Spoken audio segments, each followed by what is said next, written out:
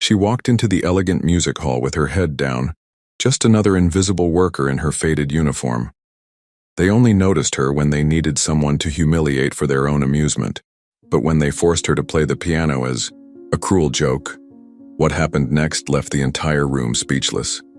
By the time her fingers left the keys, the woman they had mocked became the woman they would never forget. Emily Johnson moved quietly between the polished marble columns of the Preston Music Conservatory, the soft squeak of her worn sneakers against the floor a stark contrast to the melodic Chopin echoing from practice rooms. At 28, she wore the beige uniform of the custodial staff with quiet dignity, her dark hair pulled back in a simple ponytail, her movements efficient as she emptied trash bins and wiped down surfaces. 3 years of working here, and most days she remained as invisible as the dust she removed from antique picture frames. She'd grown accustomed to the way students and faculty looked past her, their eyes sliding over her uniform to focus on something, someone, more important. In the main hall, she paused to adjust a slightly crooked portrait of a stern-faced composer before continuing her rounds. Her hands, though roughened by cleaning chemicals, moved with a grace that might have seemed unusual to anyone who bothered to notice. "Emily, can you handle the reception area today? We've got the foundation board." "Coming in," her supervisor called out, barely looking up from his clipboard. "Yes, Mr. Collins," she replied softly. As she moved toward the grand reception area with its soaring ceilings and wall-length windows, Emily caught a glimpse of the magnificent Steinway in the corner, the centerpiece of countless recitals and fundraisers. For just a moment, her expression shifted, a whisper of longing crossing her face. In the reflection of a polished brass lamp, she saw herself as she once was, 15 years younger, seated at a similar piano, her future stretched before her like an unwritten symphony, but that was before life had intervened, before choices made from love rather than ambition had set her on a different path. Emily shook her head slightly and continued with her work. The past was the past. This was her life now, and she had made her peace with it, or so she told herself each morning. Victoria Parker strode through the reception area, her heels striking the marble with authoritative clicks. At 53, she commanded the conservatory with the same precision she once brought to concert stages across Europe. Her tailored navy suit and perfectly styled silver bob projected the image she had carefully cultivated. Success, refinement, unquestionable authority. "Those chairs need to be exactly 1 inch apart, not this." "Haphazard arrangement," she instructed, barely glancing at Emily. "The Jefferson Foundation representatives expect perfection." "Yes, Mrs. Parker," Emily replied, immediately moving to adjust the chairs. From across the room, Samantha Reed observed the exchange with a barely concealed smirk.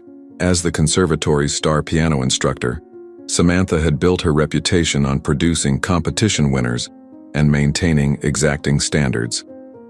"Victoria, do remind the staff that they should use the service corridors when the guests arrive," Samantha called out, her voice carrying just enough to ensure Emily heard. "Last time I noticed some of them in plain sight during the Chopin competition." Emily's cheeks warmed, but her hands remained steady as she continued arranging chairs. These small humiliations had become as routine as dusting the trophy cases. Later, as Emily polished the brass handrails along the grand staircase, she paused at the sound of a student struggling through a difficult passage on the piano. Through the partially open door, she could see a young girl, maybe 12, her frustration evident as she repeatedly stumbled over the same measures. Without thinking, Emily whispered, "Try releasing your wrist more on the arpeggios." The girl turned, startled as Samantha appeared beside her. "Did you just try to instruct my student?" Samantha's voice cut through the air like ice. "I'm sorry, You just what?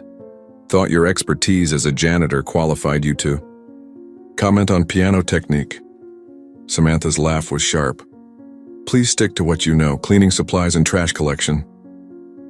Emily's eyes dropped to the floor as the door closed firmly in her face. She resumed her polishing, shoulders slightly more hunched than before.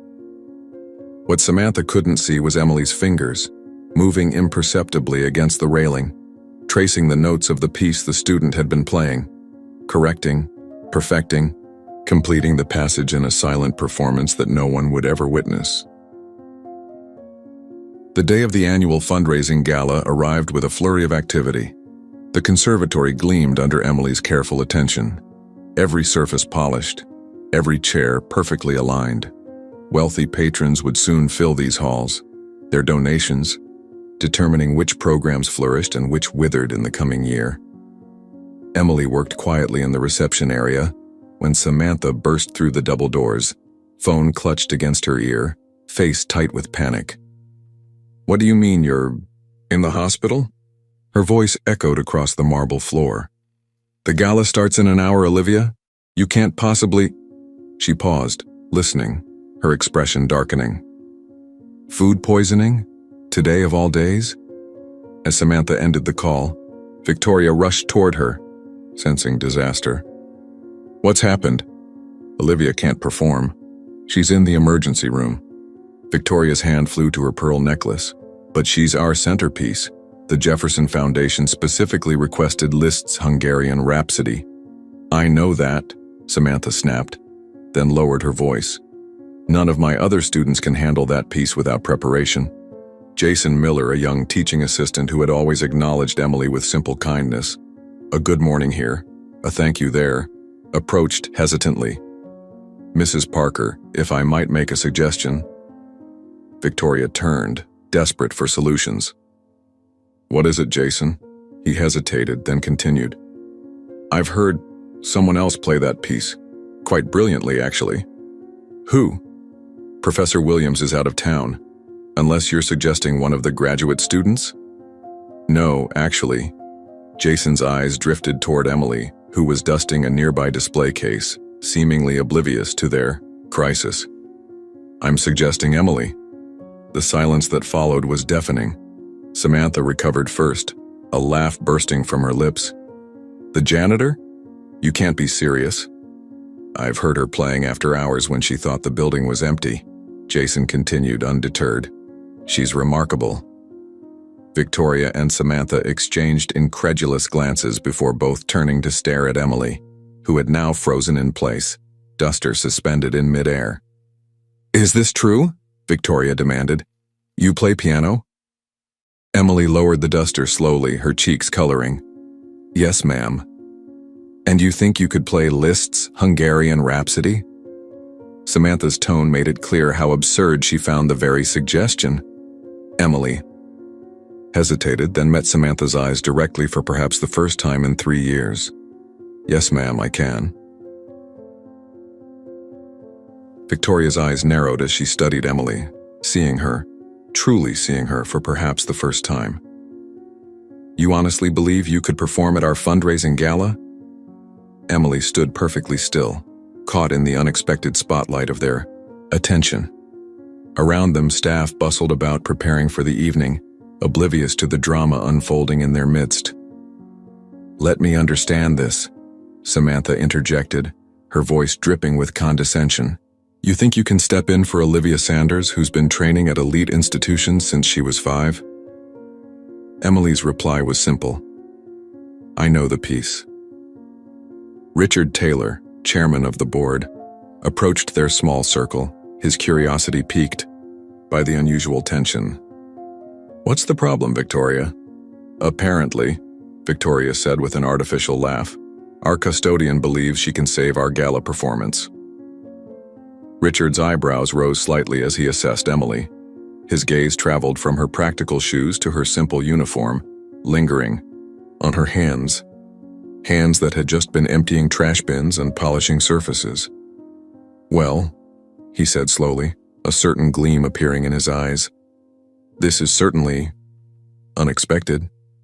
Samantha leaned closer to Victoria and Richard, lowering her voice, though not enough to prevent Emily from hearing. "It might actually work to our advantage. We could present it as part of our community outreach efforts. If she's terrible, we make a self-deprecating joke about our desperate situation. If she's passable, we look generous for giving the help a moment in the spotlight." Victoria's expression shifted as she considered the possibilities. The donors might find it charming. A little entertainment before we explain about Olivia's unfortunate situation. Emily stood silent, invisible once more as they discussed her as if she were an object, a prop for their performance rather than a person with feelings and dignity. "It's settled then," Victoria announced, turning back to Emily. "You'll play tonight. One piece. The list." "And if I refuse?" Emily's question hung in the air, surprising even herself with its boldness. Victoria's smile never reached her eyes. "Then we'll need to reassess whether your position here is still necessary. Budget cuts, you understand." In that moment, Emily faced a choice that reached far beyond music. This was about her dignity, her identity, the parts of herself she had carefully hidden away.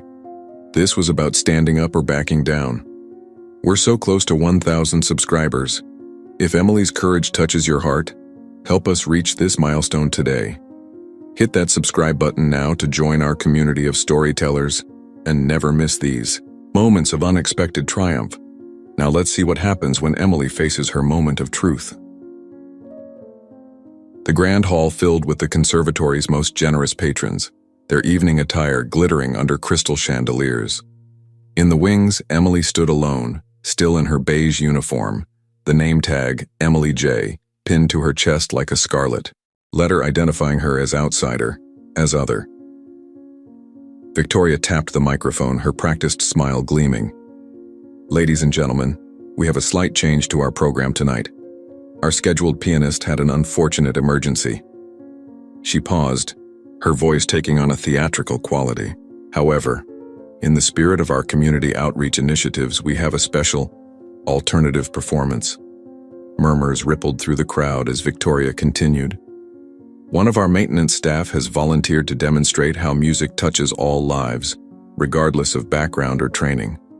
The introduction hung in the air like a veiled insult as Emily walked onto the stage, the spotlight harsh against her simple clothes.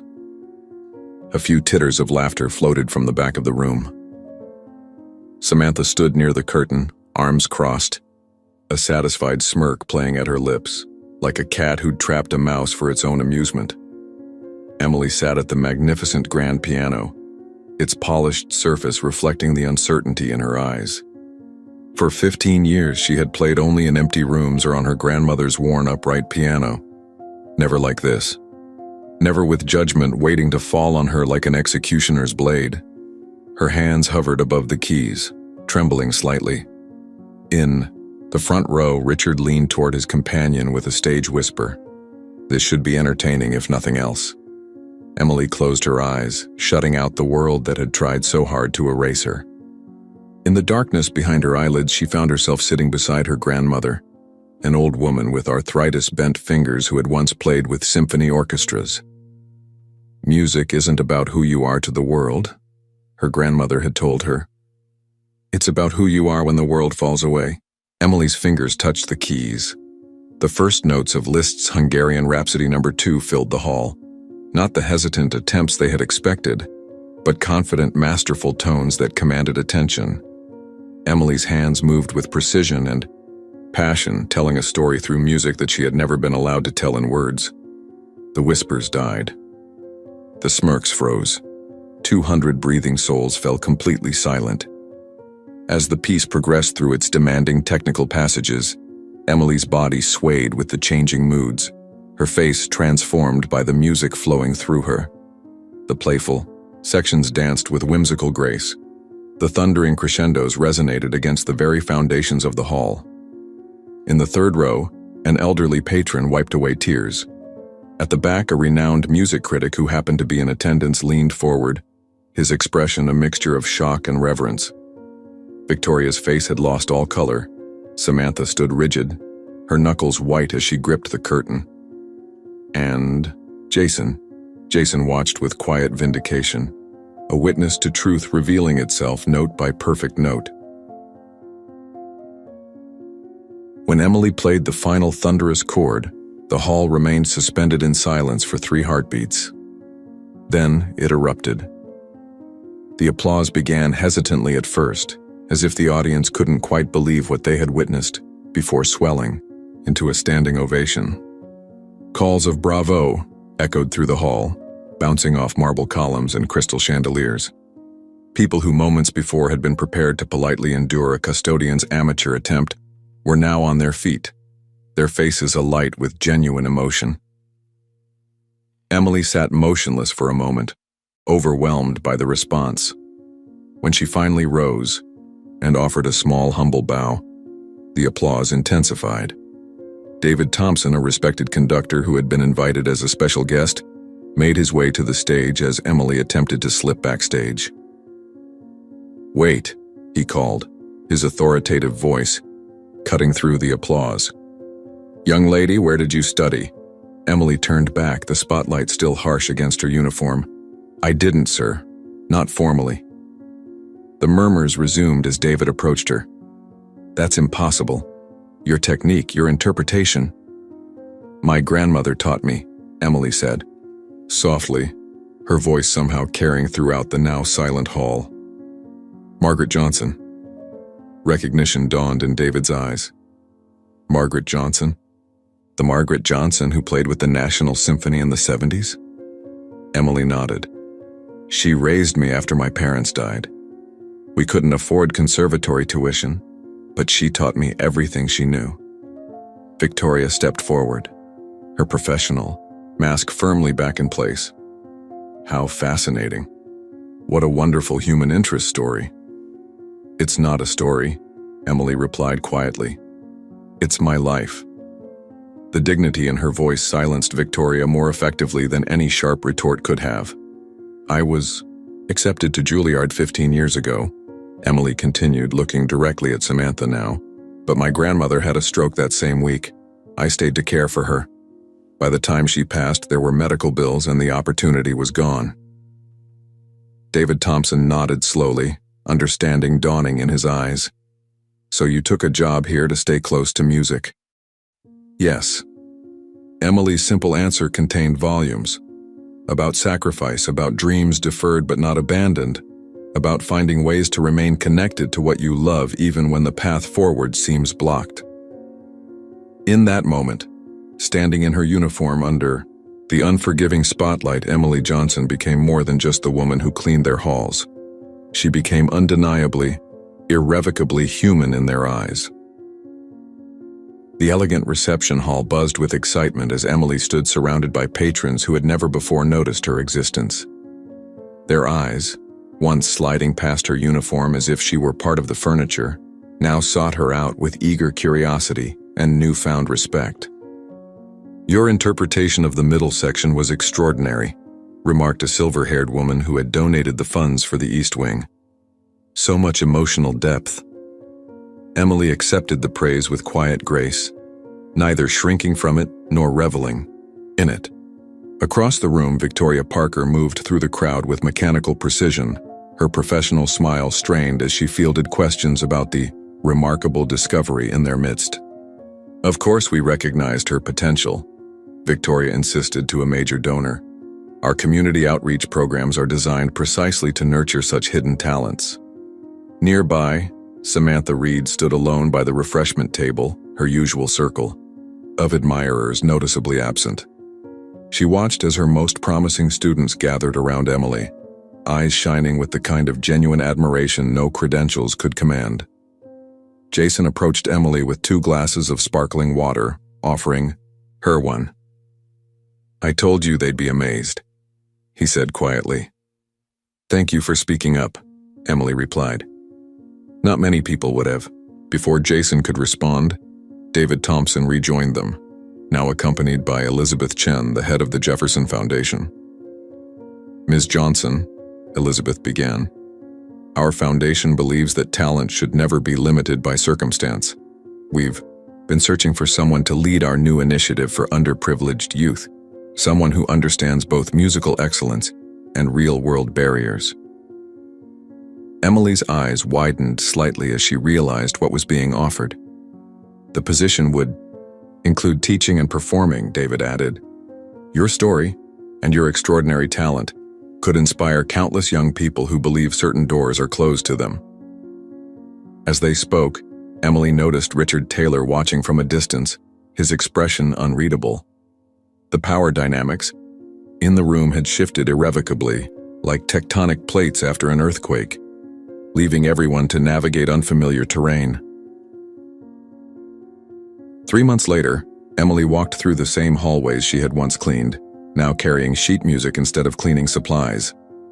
The transformation wasn't dramatic or instantaneous. No fairy tale ending where the janitor became a princess overnight.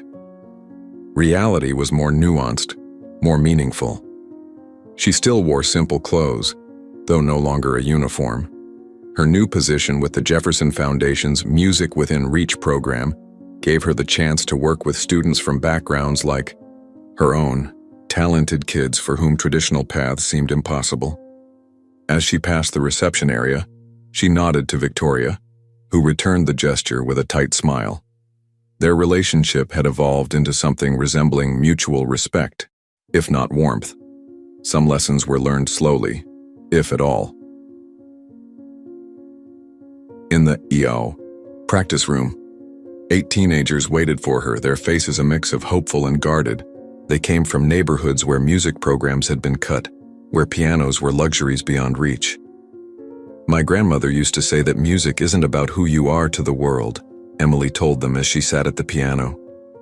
It's about who you are when the world falls away.